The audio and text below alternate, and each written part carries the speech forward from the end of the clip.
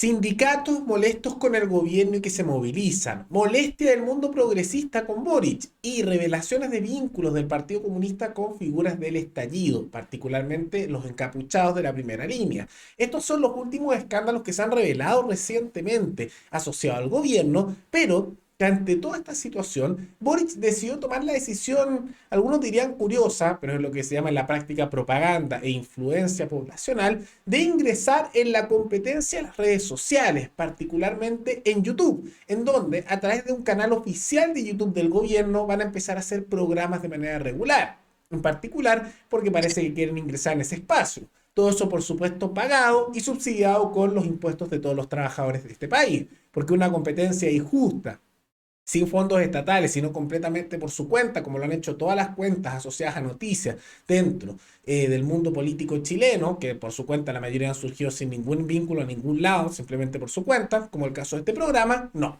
Por supuesto que tienen que ingresar subsidiados por el Estado. Todo eso lo vemos a continuación.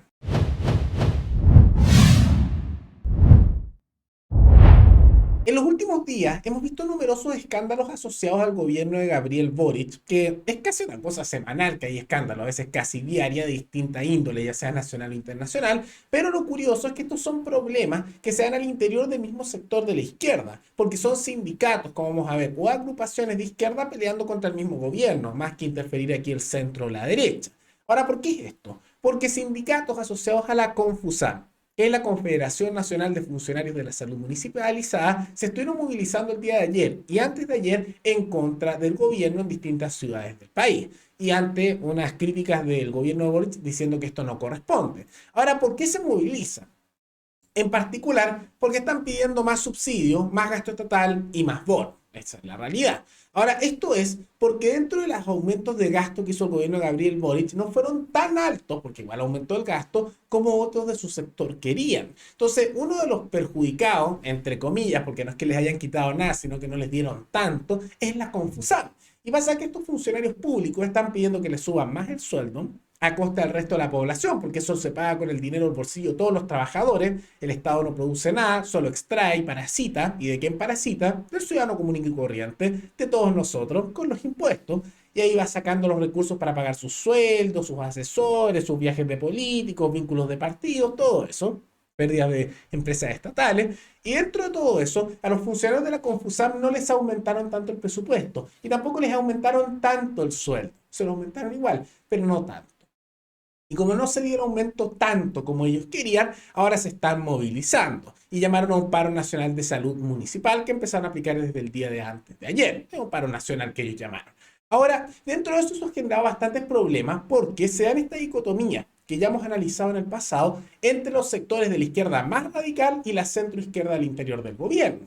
Porque parte de la ideología bien estatista de la izquierda más dura es que el Estado tome cada vez mayor control en la vida de las personas, todo dentro del Estado, como diría un ideólogo bastante colectivista, pero nacionalista, como era Mussolini, que pensaba eso.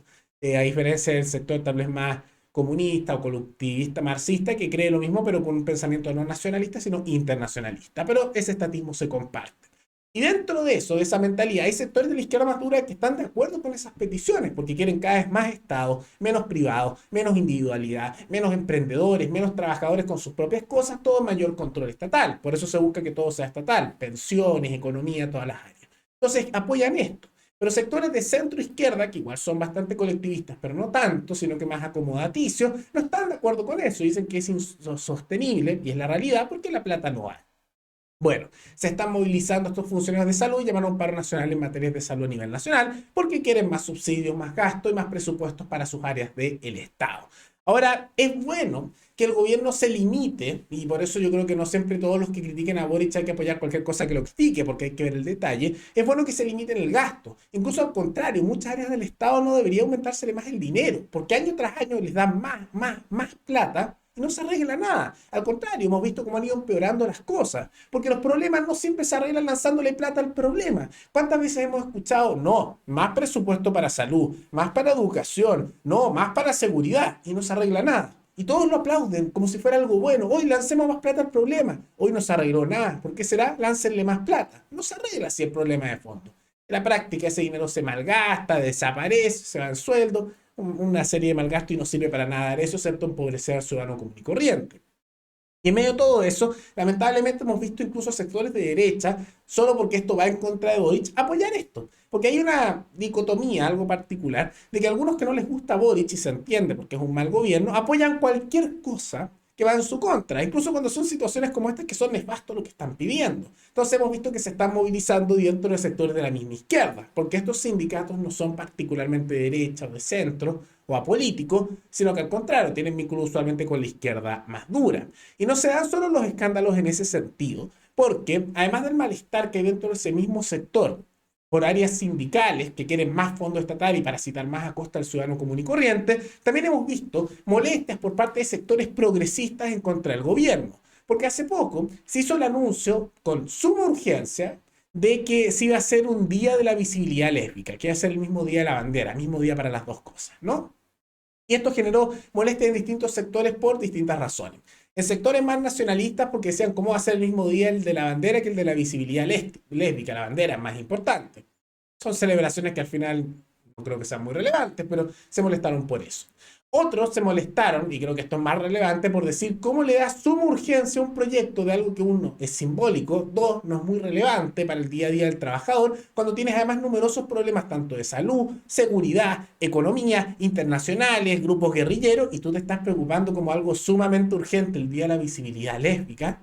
No habrá problemas más urgentes, de suma urgencia, como tienen clasificado ahí, como son la delincuencia, la pobreza, los problemas de los sueldos, no habrá el problema de la descentralización, la corrupción, no sé, problemas que afectan la vida de millones de personas en este país, pero no, suma urgencia a lo otro. Y así muchas críticas por distintas razones. Entonces, ¿qué hizo el gobierno? Ya, le quitamos la suma urgencia. ¿Pero qué pasó? Que al hacer eso, que es razonable que no sea urgente eso porque realmente no lo es, esos otros problemas sí son urgentes porque afectan la vida de millones de trabajadores. ¿Qué pasó? Que los sectores más progresistas dentro del Partido Comunista como el Frente Amplio se enojaron, porque dicen, ¿cómo no va a tener suma urgencia esto? Esto no corresponde. Y están criticando al gobierno porque no le da más importancia a esa temática.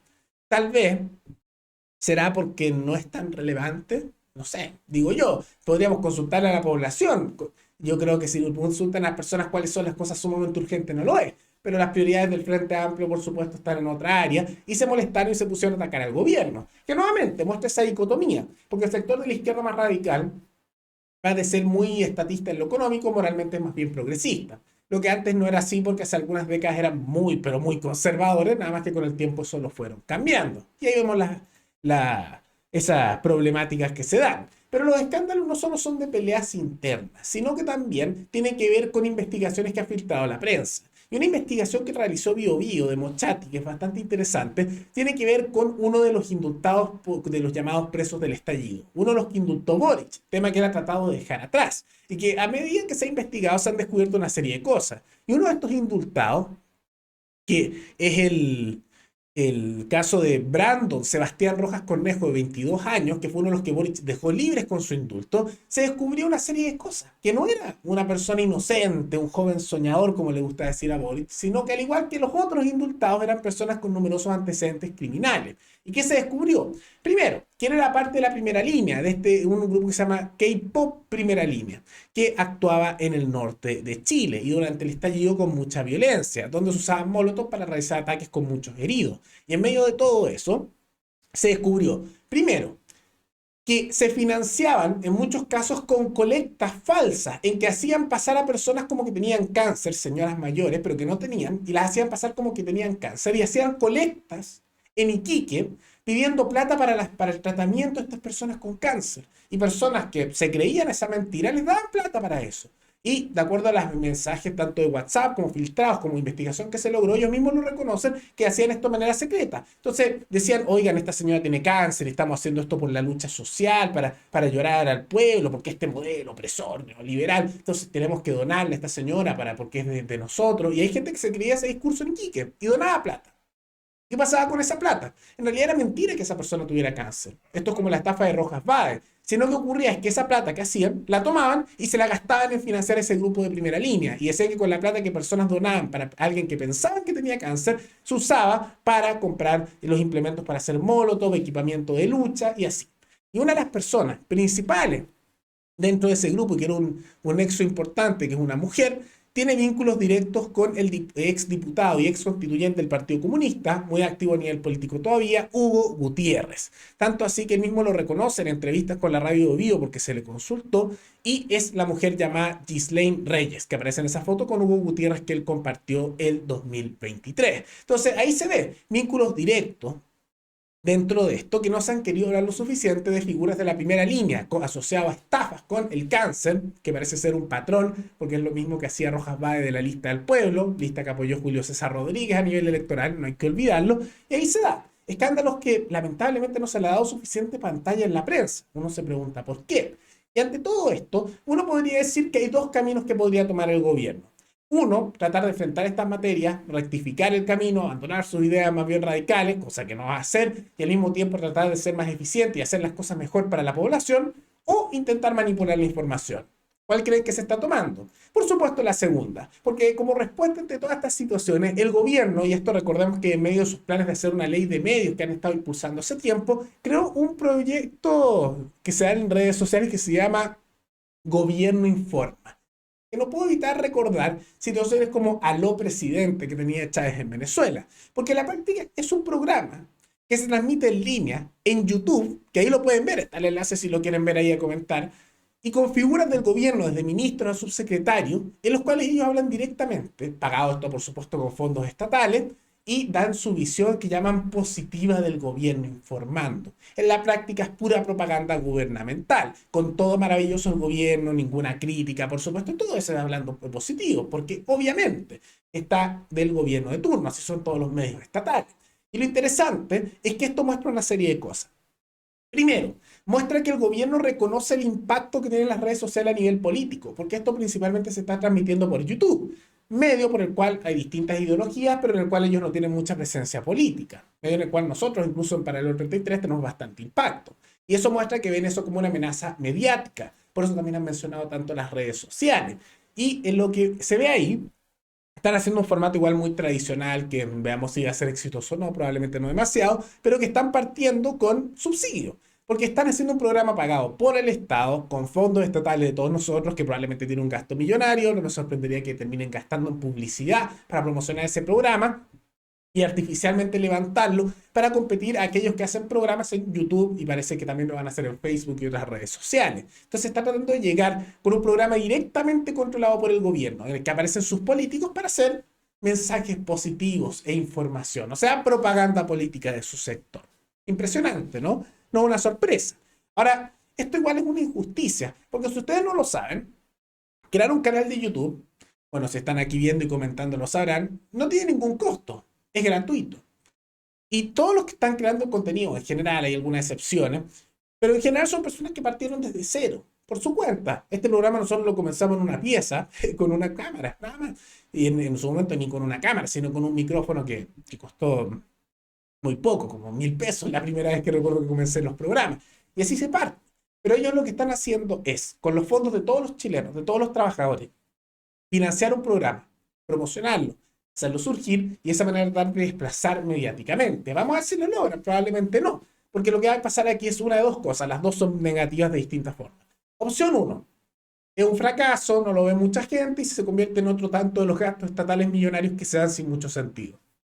Primera opción. Y la segunda opción es que empieza a crecer, tal vez crece, artificialmente y subsidiado. Y eso significaría que un programa se creó con los fondos de todos los trabajadores de este país para hacer propaganda política para el gobierno de turno. Sumamente preocupante ambas medidas. O es un mal gasto, o es un mal gasto que además adoctrina. Peligroso, ¿no? Ahora, de todas maneras, en la descripción de este video, como siempre, están las fuentes de todo lo que mostramos aquí, y también ahí está el artículo de noticias, donde está el enlace de dicho programa, si es que quieren ir a verlo para que puedan dar su opinión, cada uno se la forma, ¿no? Pero de todas maneras es preocupante cómo el Estado interviene cada vez más en los medios de comunicación. Pero más allá de toda esa situación, ¿qué les parece esta serie de escándalos que se ha dado por parte del gobierno y su incursión en redes sociales como en YouTube, con sus propios canales de YouTube para tratar de hacer propaganda política? ¿Es correcto? ¿Es incorrecto? ¿Está bien que todos financiemos eso o está mal? Todo eso coméntenlo abajo. Y antes de terminar, Quisiera agradecerle al suscriptor Gerardo Cristian Villarroel Orellana, que se convirtió en el suscriptor más reciente en decidir hacer un aporte mensual al canal a través de la comunidad de YouTube. Así que muchas gracias, se lo agradezco mucho. Gracias a aportes como el suyo y el de otros suscriptores, que este proyecto sigue adelante y se mantiene independiente. Así que si alguno de ustedes quiere hacer un aporte voluntario único por Flow, o por criptomonedas, o un aporte mensual por Patreon, o por la comunidad de YouTube, pueden decidir hacerlo mirando el comentario que se encuentra fijado abajo, y también pueden apoyar este programa comentando, dando like y compartiendo este video en sus redes sociales. Nos veremos en el siguiente programa. Hasta luego.